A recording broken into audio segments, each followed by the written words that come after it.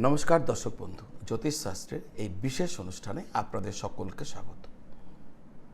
দর্শক বন্ধু, শনিদেবের সাড়ে সাথে নিয়ে বা শনির দোষ নিয়ে বা শনির কোনো রকম যদি মহাদশা চলে বা অন্তর্দশা চলে, আমরা অত্যন্ত ভীত হয়ে যাই।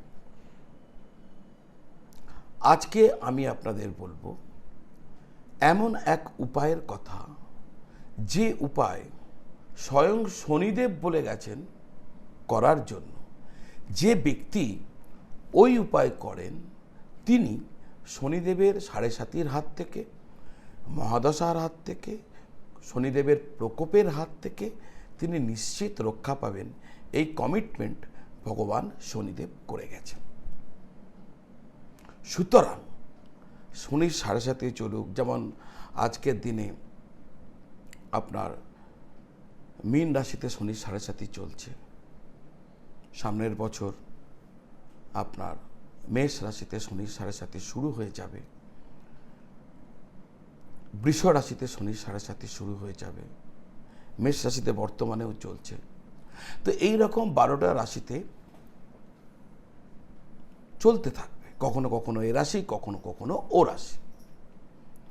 কিন্তু এটাকে নিয়ে ভয় পাবার তেমন কোনো কারণ নেই। কারণ আপনি যদি শনিদেবের বলা সেই বিশেষ উপায় আপনি যদি করতে থাকেন, তাহলে শনিদেব স্বয়ং আপনাকে রক্ষা করবেন।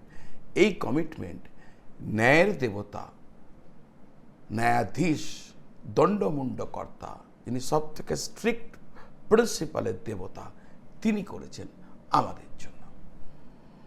স্বাভাবিকভাবেই এতটা শোনার পর আপনাদের মনের মধ্যে জিজ্ঞাসা হচ্ছে, ভাই আপনি যেটা বলছেন তার পৌরাণিকগত বা পুরাণগত প্রামাণ্য দলিল কি? নিশ্চয়ই বলবো আপনাদেরকে। কিন্তু সেই কথা বলার আগে আপনারা যারা আমার সঙ্গে দেখা করতে চাইছেন, আপনাদের জন্মপত্রিকা বিচার করাতে চাইছেন, জ্যোতিষীয় যে কোনো বিষয় নিয়ে আপনারা তার উত্তর জানতে চাইছেন, পরামর্শ চাইছেন, কি করবেন কি করবেন না বুঝতে চাইছেন, প্রতিকার প্রতিবিধান এ সমস্ত কিছু চাইছেন, আসল রুদ্রাক্ষ সংগ্রহ করতে চাইছেন, আসল গ্রহরত্ন সংগ্রহ করতে চাইছেন, তাহলে এই স্ক্রিনের নিচে দেওয়া যে নাম্বার রয়েছে এই নাম্বারে আপনারা যোগাযোগ করতে পারেন। এই নাম্বারে যোগাযোগ করলে আমার অফিস থেকে বলে দেবে, আপনি ফোনও করতে পারেন, হোয়াটসঅ্যাপও করতে পারেন, বলে দেবে অনলাইন পদ্ধতির মাধ্যম দ্বারা, অর্থাৎ বাড়িতে বসে কিভাবে আপনারা আমার পরামর্শ পেয়ে যেতে পারেন। আর যদি মনে করেন সরাসরি এসে দেখা করব, তাহলে সেটা কিভাবে করবেন। রত্ন রুদ্রাক্ষ অনলাইন পদ্ধতির দ্বারাই আপনারা সংগ্রহ করতে পারবেন। মূল আলোচনায় যাব। শনিদেবের সেই কমিটমেন্টের পেছনে যে পৌরাণিক লোককথা বলুন বা যে মান্যতা রয়েছে, আপনাদের সামনে রাখব। বিস্ময়কর লোক প্রচলিত পুরাণ কথা, পৌরাণিক কাহিনী রয়েছে এর পেছনে। এই কাহিনীর সাথে জড়িয়ে রয়েছেন মহর্ষি দধিচি এবং তার পুত্র পিপ্লাদ, এবং নিশ্চিতভাবে কর্মফলদাতা ভগবান শনিদেব। দর্শক বন্ধু, ত্বষ্টার যজ্ঞ থেকে জন্ম নেওয়া ভয়ঙ্কর অসুর বৃত্তাসুর দেবতাদের পরাজিত করে স্বর্গরাজ্য দখল করেছিলেন। দেবতারা তখন দধিচি ঋষির শরণাপন্ন হন। লোক কল্যাণের জন্য মহর্ষি দধিচির কাছে তারা অনুরোধ করেন যে আমাদের এই যে অবস্থা, এখান থেকে আপনি একমাত্র রক্ষা করতে পারেন, কারণ কোনো অস্ত্র বৃত্তাসুরকে কোনো কিছু করতে পারছে না। একমাত্র আপনার অস্থি দ্বারা যদি কোনো অস্ত্র নির্মাণ করা যায়, তাহলে সেই অস্ত্র দিয়েই বৃত্তাসুরকে বধ করা যাবে। এমনই তারা কথা এসে মহর্ষি দধিচিকে বলেন। লোক কল্যাণের জন্য দেবতাদের উদ্ধারের জন্য, এবং যে অত্যাচার ঋষি মুনি যক্ষ গন্ধর্ব দেবতা তাদের ওপর বৃত্তাসুর করছিলেন, সেখান থেকে তাদেরকে রক্ষা করার জন্য স্বেচ্ছায় দধিচি মহর্ষি নিজের অস্থি দান করে দিলেন। আর সেই অস্থি দিয়ে ভগবান বিশ্বকর্মা তৈরি করলেন বজ্রায়ুধ। আর সেই বজ্রায়ুধের সাহায্যে দেবরাজ ইন্দ্র বৃত্তাসুরকে বধ করলেন। এই যে মহা ত্যাগ করলেন দধিচি ঋষি, কিন্তু এর মূল্য ছিল অত্যন্ত ভয়াবহ। দধিচির দেহত্যাগের সময় তার স্ত্রী সুবর্চা গর্ভবতী ছিলেন। স্বামীর মৃত্যু শোক তিনি সহ্য করতে পারলেন না। সন্তানকে জন্ম দেওয়ার পর তিনি তাকে একটি অশ্বত্থ গাছ, হিন্দিতে বলা হয় পিপল গাছ, তো ওই পিপল গাছ, আমাদের বাংলায় অশ্বত্থ গাছের কোটরে ওই সদ্যজাত শিশুকে রেখে স্বামীর চিতায় নিজেকে আত্মাহুতি দিলেন ঋষি দধিচির স্ত্রী সুবর্চা। সদ্যজাত শিশু অশ্বত্থ গাছের কোটরের মধ্যে ওই গাছের আশ্রয়ে ধীরে ধীরে বড় হতে থাকল। ওই যে গাছের, অশ্বত্থ গাছ যে ছোট ছোট ফল হয়, ওই ফল খেয়ে গাছের দ্বারাই, গাছের আশীর্বাদে এবং দেবতাদের আশীর্বাদে ওই বালক বেঁচে রইল এবং ক্রমশ বড় হতে থাকলো। যেহেতু পিপল গাছের, অর্থাৎ বাংলায় অশ্বত্থ গাছের কোটরে থেকে ওই বাচ্চা বড় হচ্ছে, তাই তার নাম রাখা হলো পিপলাদ। এই করে দিন যায়, বছর কেটে গেল। একদিন যখন পিপলাদের বয়স 12 বছর, তখন সেখানে দেবর্ষি নারদ এসে দাঁড়ালেন। নারদ দেখলেন এক অপূর্ব জ্যোতির্ময় বালক। নারদ বুঝলেন যে এই বালক কোনো সাধারণ বালক নয়। তিনি জিজ্ঞাসা করলেন, বৎস, তুমি কে? পিপলাদ অত্যন্ত শান্ত কণ্ঠে উত্তর দিলেন, আমি নিজেই জানি না আমি কে, আমি আমার পরিচয় জানতে চাই। দেবর্ষি নারদ ধ্যানস্থ হলেন এবং দিব্য দৃষ্টিতে তিনি সমস্ত কিছু জানতে পারলেন। চোখ খুলে তিনি বললেন বালককে, বৎস, তুমি মহর্ষি দধিচির পুত্র। তোমার পিতা দেবতাদের কল্যাণের জন্য নিজের অস্থি দান করেছিলেন, আর অস্থিহীন হবার ফলে তিনি তৎক্ষণাৎ তার দেহত্যাগ তাকে করতে হয়, তিনি মারা যান। আর তোমার মাতা সেই শোক সহ্য না করতে পেরে তোমাকে অশ্বত্থ গাছের এই কোটরের মধ্যে রেখে তিনিও স্বামীর সাথে ওই চিতায় সহমরণে যান। সেই থেকেই এই বৃক্ষই তোমার আশ্রয়। পিপলাদ খানিকক্ষণ পরে অত্যন্ত বিস্মিত হয়ে নীরব থাকার পর, কিছুক্ষণ মৌন থাকার পর দেবর্ষি নারদকে জিজ্ঞাসা করলেন, আমার পিতার সাথে এমন কেন হলো? কেন তাকেই বাঁচা হলো? কেন তাকেই দিতে হলো? কেন তার মৃত্যু হলো? কেন এমন হলো? এর কারণ কি? নারদ বললেন, সেই সময় তোমার পিতার শনিদেবের 7.5 চলছিল। পিপলাদ আবার প্রশ্ন করলেন, তাহলে আমার মায়ের মৃত্যু হলো কেন? নারদ বললেন, সেই সময় তিনিও শনিদেবের কঠোর প্রভাবের মধ্যে ছিলেন। পিপলাদ থামলেন না। তিনি বললেন, তাহলে আমি কেন এত কষ্ট পেলাম মাতৃপিতৃহীন হয়ে সদ্যজাত অবস্থার পর থেকে? তখন নারদ উত্তর দিলেন, জন্ম সময়ে তোমারও শনিদেবের 7.5 চলছিল। অবাক হয়ে বললেন পিপ্লাদ, আমি তো তখন শিশু, আমার ওপরে শনির প্রভাব।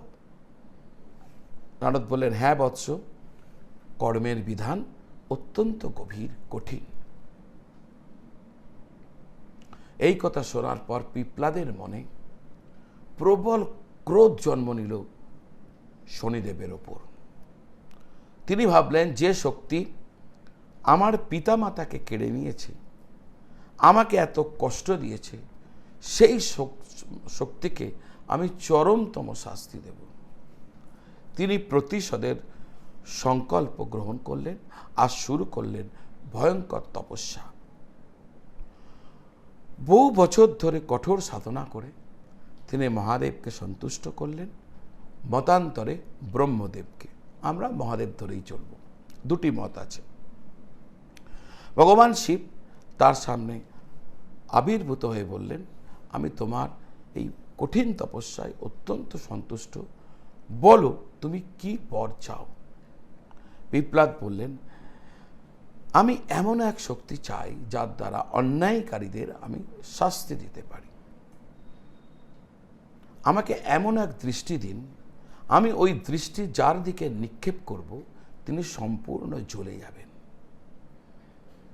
তখন ভগবান শিব তার তৃতীয় নেত্র থেকে এক ভয়ঙ্কর অগ্নিশক্তি পিপ্লাদকে প্রদান করলেন এবং বর দিলেন, তুমি যার দিকে ক্রোধ ভরে অর্থাৎ রেগে গিয়ে তাকাবে,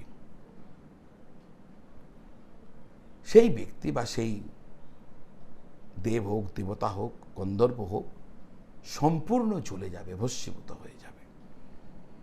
এই অলৌকিক শক্তি লাভ করার পর পিপ্লাদ শনিদেবকে আহ্বান করার উদ্দেশ্যে এক মহাযজ্ঞ শুরু করলেন শনিদেবকে আবাহন করার জন্য। যজ্ঞের প্রভাবে কিছুক্ষণের মধ্যেই সেখানে শনিদেব আবির্ভূত হলেন। যেই শনিদেব আবির্ভূত হলেন, তখন পিপ্লাদ ওই দৃষ্টি তার উপর নিক্ষেপ করলেন আর শনিদেব জ্বলতে শুরু করল। শনিদেবের শরীর জ্বলতে শুরু করলো, দেবলোক কেঁপে গেল, চারিদিকে হাহাকার পড়ে গেল। সূর্যদেব নিজে ছুটে এলেন তার পুত্র শনিকে রক্ষা করার জন্য। সবাই মিলে পিপ্লাদকে বললেন, তুমি ক্ষমা করো, তুমি ক্ষমা করো। পিপ্লাদ শনিদেবকে বললেন, আমি আপনাকে ছেড়ে দিতে পারি, আপনাকে একটি প্রতিজ্ঞা করতে হবে। শনিদেব বললেন, কি? আজ থেকে 5 বছর বয়স পর্যন্ত, মতান্তরে এখানেও 12 বছর আছে, 5 বছর বয়স পর্যন্ত কোনো শিশুর ওপর শনিদেবের কোনো প্রভাব চলবে না, পড়বে না। অর্থাৎ কোনো শিশুর ওপর শনির 7.5 কোনো রকম প্রভাব কোনো মতে কার্যকরী হবে না, এই কথা আপনাকে আমাকে দিতে হবে। কোনো কষ্টদায়ক প্রভাব যেন 5 বছর, জন্ম থেকে 5 বছরের বালককে ভোগ করতে না হয়। আর এর পাশাপাশি এও বললেন, যে ব্যক্তি ভক্তি ভরে অসত্য গাছের নিচে জল প্রদান করবে, প্রদীপ জ্বালাবে, ভগবান ঈশ্বরকে স্মরণ করবে, তার উপর আপনার কোনো অশুভ প্রভাব কোনো অবস্থায় পড়বে না, তার বয়স যাই হোক না কেন। শনিদেব এই শর্ত মেনে নিলেন। মানার পর পিপ্লাদ তার দৃষ্টি ফিরিয়ে নিলেন, কিন্তু ততক্ষণে শনিদেবের পায়ের বড় একটি অংশ দগ্ধ হয়ে গেছিল। দেখবেন শনিদেবের গতি ধীর। চন্দ্রদেব এক ঘর থেকে আরেক ঘর যেতে 2.5 দিন সময় নেন, আর শনিদেবের সময় লাগে 2.5 বছর। শনির গতি মন্দ গতি। কেন? কারণ তার পা এইভাবে পুড়ে গেছিল, তাই তিনি ধীরে ধীরে চলাফেরা করেন, শনৈ শনৈ, অর্থাৎ ধীরে ধীরে। আর সেখান থেকেই তার আরেকটি নাম হয়ে যায় শনৈশ্বর। বন্ধুগণ, এই কাহিনী আমাদেরকে শেখায় ক্রোধ ধ্বংস যেমন ডেকে আনে, তেমনি এই ক্রোধকে যদি ঠিক জায়গায় পরিচালনা করা যায়, তাহলে সেই ক্রোধ কিন্তু মানুষের কল্যাণেও আসে। যেখানে পিপ্লাদের ক্রোধের কারণে 5 বছর পর্যন্ত বালকরা এবং তারপর যারা অশ্বত্থ গাছের নিচে প্রতিদিন জল দেবেন, রোববার বাদ দিয়ে ঈশ্বরকে প্রদীপ জ্বালাবেন, ঈশ্বরকে প্রণাম করবেন, প্রার্থনা করবেন, শনিদেবের কুপ্রভাব তাদের ওপর পড়বে না। এই কমিটমেন্ট কে করেছেন? ভগবান শনিদেব। তাই আমি আগেই বলেছি, যাদের শনির সাড়ে সাথে যখনই চলবে চিন্তা করবেন না। এই যে প্রাচীন প্রচলিত লোককথা, পৌরাণিক কথা, পৌরাণিক কাহিনী যা পরম্পরায় চলে আসছে, আজ আমি আপনাদের সামনে রাখলাম। বহু মানুষ জানেন, আপনারা জানেন না যারা, তাদের নিশ্চয়ই একটু অন্যরকম অনুভূতি হবে শোনার পর। এতটুকুও ঘাবড়াবেন না। কোনো জ্যোতিষ মহারাজের কাছে গিয়ে বিশেষ বিশেষ কিছু করারও কোনো প্রয়োজন নেই। যদি ওইটুকু কাজ করেন যা আমি আপনাদের বলে গেলাম, তাহলে আমার কথা না, শনিদেব কথা দিয়ে গেছেন, আপনাদের কোনো ক্ষতি শনির সাড়ে সাথে চলাকালীন হবে না। দর্শক বন্ধু, এতক্ষণ পর্যন্ত যদি আমার এই ভিডিওটা দেখেছেন, আর যদি মনে হয় এই তথ্যগুলি আপনাদের কাজে লাগবে, তাহলে যাতে বহু মানুষ দেখতে পান, সেই উদ্দেশ্যে এই ভিডিওটাকে শেয়ার করে দেবেন।